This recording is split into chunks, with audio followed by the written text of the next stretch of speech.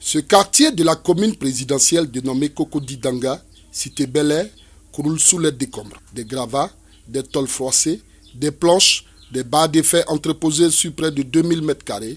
Ne vous fiez pas au passage de l'ouragan Katrina.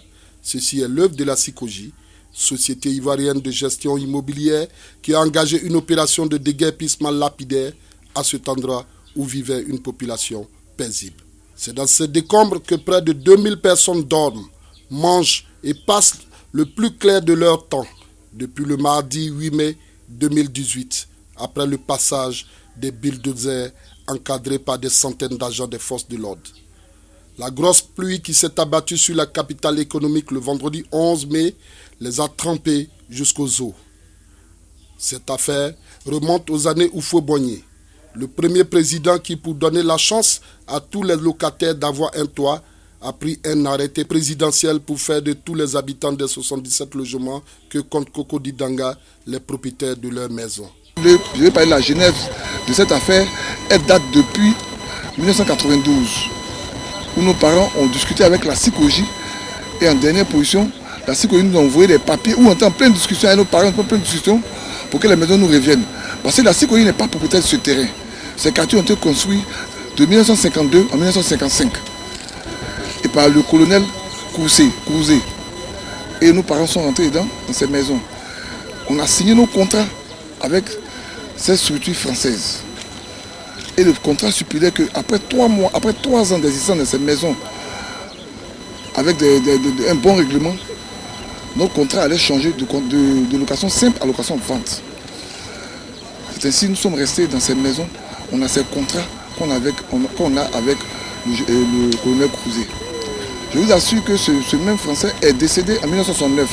Même d'ailleurs, avant 1969, il continuait d'encaisser encore ces maisons. Et je vous dis, la SICOGI est née en 1962. Et j'ai toujours pris l'exemple pour dire, c'est le père qui met au monde, ce n'est pas le fils qui met au monde. Et la SICOGI, en 1969, après le décès de général Couzé, Houphouët-Boigny, étant le père de la nation, a commis la SICOGI pour la gestion de ces maisons-là. Donc, en quelque sorte, la SICOGI est gestionnaire, mais ils ne sont pas propriétaires. On a encore les comptes, on a encore dans nos archives les contrats qu'on a signés à M. Couzé. À ce titre-là, Houphouët-Boigny savait que à ce temps-ci, ces terrains allaient prendre l'ampleur. Ils ont ordonné à la SICOGI de nous reloger au niveau de Yopougon. Ça a été fait, mais la SICOGI ne nous a jamais relogés. On a pris en 1994, déjà en 1994, dès la venue du président Bédié, après plusieurs manifestations de nos parents, et il n'y avait pas gain de cause, le décès de Houphouët-Boigny avait commencé même à, vous voyez les maisons d'à côté, ceux qui étaient plus nantis avaient commencé à payer ces maisons-là. Mais dès la mort du feu président Houphouët-Boigny, les gens ont arrêté ce processus. À la venue du chef de l'État, Henri Konan Bédié, nous sommes encore allés le voir pour lui dire vraiment, nos parents avaient commencé, mais nous sommes venus, on veut continuer. Le président Henri Konan Bédié a signé en conseil des ministres un arrêté pour que les maisons nous reviennent. Tous ces papiers, on va vous les produire au moment voulu. Ils ont dit, quand nos parents sont partis, avec le retour de la SICOGI, parce que toutes ces lettres qu'on va vous donner, c'est les retours de la SICOGI qui nous écrivent pour dire, ok, nous sommes en train de faire mains et pieds pour organiser comment ça va se passer. Et c'est dans ça qu'on a attendu. En 1992, on reçoit un acte d'huissier pour nous dire qu'on doit évacuer ces maisons dans 3 mois. On ne peut pas rester là comme ça. Donc on a aussi commis un huissier pour leur dire qu'ils ne sont pas propriétaires de ces maisons, qu'ils nous produisent des papiers. C'est ainsi qu'on va en justice. Arrivant en justice, en première instance, le juge estime que les papiers que nous avons présentés n'ont pas été écrits par nous. Les réponses de la SICOGI nous donnent le droit de prendre nos maisons. Alors là, le juge ordonne la SICOGI de faire les cessions de ces maisons-là. Le résultat tombé, la SICOGI revient sur un terrain d'entente, vient nous voir, puis non, là n'est pas le problème. On peut toujours s'entendre, on peut toujours régler ce problème à l'amiable, qu'on fasse table rase, qu'on se retrouve, pour qu'on puisse mieux discuter de ce problème. C'est notre sortie. On s'est dit, bon ok, on a encore... Mais on peut discuter toujours. C'est là ça qu'on commence à discuter la CICOJ. On a eu plusieurs réunions avec la CICOJ. Une des raisons aujourd'hui même qu'ils pilotent, on nous dit que c'est nous les responsables du syndicat qui avons demandé les 960 000 francs. C'est une des discussions avec le représentant du directeur de la CICOJ. Après discussion, ils nous ont fait visiter 2 sites. Je prends la cité Ado, près de la prison civile, et la cité Concorde. Ces cités sociaux n'avaient pas... avant encore du travail, il y avait des travaux à faire. Donc ils nous ont demandé qu'ils vont nous remettre 960 000 francs pour qu'on puisse nous-mêmes se reloger pour 6 mois. Et ils ont calculé notre déplacement soit 60 000 francs par mois, la caution de la maison, l'eau et courant, qu'on aille se reloger le temps qu'ils finissent pour qu'on puisse réintégrer ces maisons. J'étais l'un des gens qui ont dit non. J'aime qu'on parte d'un point A à un point B. Ça veut dire quoi? Si la CICOJ a les moyens pour nous donner 960 000 francs, je préfère que la CICOJ prenne ces 960 000 francs pour terminer ces maisons et on va intégrer ces maisons. C'est là que je dis, je quitte chez moi, je rentre ma maison que la CICOJ a. Donc là, j'ai assumé de quitter du point A à aller au point B. Je vous ai dit, c'est resté vain. Quand la CICOJ a eu son résultat par miracle, en appel, ils ont fait l'appel. En discutant, nous, ils étaient en appel, on était en appel. Quand la CICOJ a eu son résultat, sur quoi? Sur la base que nous a relogés à Yopougon, Nyangon. On est parti habiter ces maisons et on a laissé, on est venu reprendre nos maisons d'ici. Ce qui fait de nous des squatteurs. Donc automatiquement, on appelle le juge, nous dégoûte. La CICOJ, quand ils ont eu leur résultat d'appel, ils sont venus. Ils nous ont envoyé, nous ont signifié par voie du CIE qu'on a 48 heures pour quitter le quartier. On dit mais non, vous avez gagné l'appel. On était en discussion. Vous avez bloqué la discussion. Et vous avez même fait des PV de discussion qui allaient remonter sur le directeur. Et ils ont même utilisé ce point. Quand on va en discussion, on peut perdre certains points, on peut gagner certains points. Donc on dit ok. Et vous revenez, vous nous donnez 48 heures. C'est ce qui nous a permis à cette époque de marcher sur la RTI. Là, comme nous savons que la RTI est un site où on ne peut pas marcher, automatiquement les forces de l'ordre sont venues nous attaquer. Je vous rappelle que ce jour, pour que tout le monde sache, je n'ai pas le jour en tête, mais c'est le même jour à Montano, le ministre à Montano se mariait. Donc on nous a gardés. On nous a envoyé à la préfecture à la DST, mais sur l'ordre du commissaire Oufoué, qui a demandé qu'on parte au 8e. Et on a fait notre opposition, on a tout déposé. Le même jour, on nous a libérés. Ce problème est parti en cassation.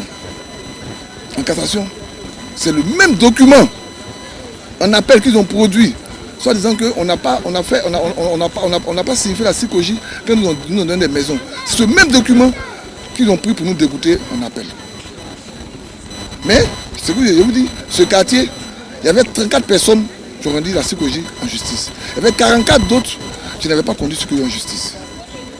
Donc, nous, les 34 personnes, par miracle, ils ont reçu les décisions d'exécution, de déguerpissement, mais qu'on doit quitter le quartier. Les autres ont-ils reçu le bien qu'a promis la CICOJ?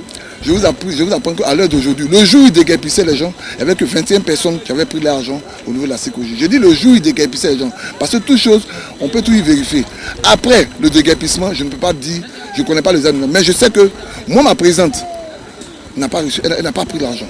Et je sais, je connais il y a certains gars qui n'ont pas pris, mais je ne peux pas donner les hommes exacts de ceux qui ont. Je dis que la CICOJ, si la CICOJ avait les preuves que les 44 avaient reçu l'argent, ils allaient brandir ce papier-là. Donc je me dis qu'il y a encore des gens qui n'ont pas pris. Mais, malheur, c'est que je vais avancer. Parce que quand tu gagnes par la justice, tu respectes la justice. La CICOJ dit, la justice a donné raison. Il nous signifie, les 44 autres qui n'ont pas connu CICOJ en justice. Il signifie les 44 autres le 11 avril pour une expiration de 3 mois, de 90 jours. Donc normalement, la signification finit le 13 juillet. On nous signifie bien, je vous répète encore, le 13 avril. Je vous apprends, le 8 mai, très tôt le matin, on a pris même nos affaires pour vaquer à nos occupations. Déjà à 4 h du matin, ils ont envoyé des loupards, munis de faucilles, gourdins, machettes, envahir le quartier. Ils nous ont délogés, ils nous ont donné 30 minutes. Si on ne sort pas, ils vont faire notre sauce. Vous imaginez? À l'heure d'aujourd'hui, j'ai 50 ans. Et je suis dans ce quartier. Donc tout ce que j'ai eu, c'est ma maison qui était là. La première maison. Ils ont tout déguerpi. J'ai même pas eu l'occasion de ramasser. Parce que j'ai déjà bougé, on m'appelle, donc on dit viens, je viens. Ils sont déjà là. Le temps de sensibiliser ma population en tant que premier vice-président, en train de discuter avec l'huissier. J'étais en charge de cette affaire pour lui dire, effectivement, même si elle a le droit de déguerpir, vous avez rien la grosse, vous devez avoir une note de justice qui vous donne le temps de venir déguerpir.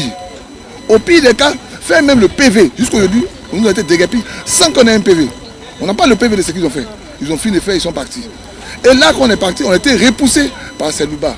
Il faut noter au dit du directeur de la SICOJI que sur les 77 familles concernées, 44 ont accepté les mesures d'accompagnement et chacune aurait reçu 1 million de francs CFA, comprenant les frais pour le déménagement, l'abonnement en eau, en électricité et également ceux liés à la caution et à l'avance du loyer. Chose démentie par les populations de Guerpi. Si la sécurité avait les preuves que les 44 avaient reçu l'argent, ils allaient brandir ce papier-là. Aucune autorité n'est passée pour nous visiter, même seulement nous demander de quoi il s'agit. On a commencé à manifester en bordure de route. Le Premier ministre, peut-être touché par cet orgueil, a garé sa voiture pour s'imprégner de ce problème. Parce que vous dire ce qui est juste, nous demandons qu'on nous vienne en aide. Nous demandons que l'organisation rentre en contact avec les autorités de ce pays pour qu'ils fassent quelque chose pour que cette famille-là soit relogée. Je vous dis, à l'heure d'aujourd'hui, nous sommes à un mort. Toutes nos tentatives de prise de contact avec les services de la dite société pour vérification sont restées vaines. Vivement que le président Ouattara et son gouvernement se penchent véritablement sur le sort de ces familles qui ne demandent seulement qu'à être relogées dans des habitations décentes car la grande saison des pluies approche à grands pas. Vous avez découvert ici. Que vous avez découvert Ivoire TV. Ivoire TV.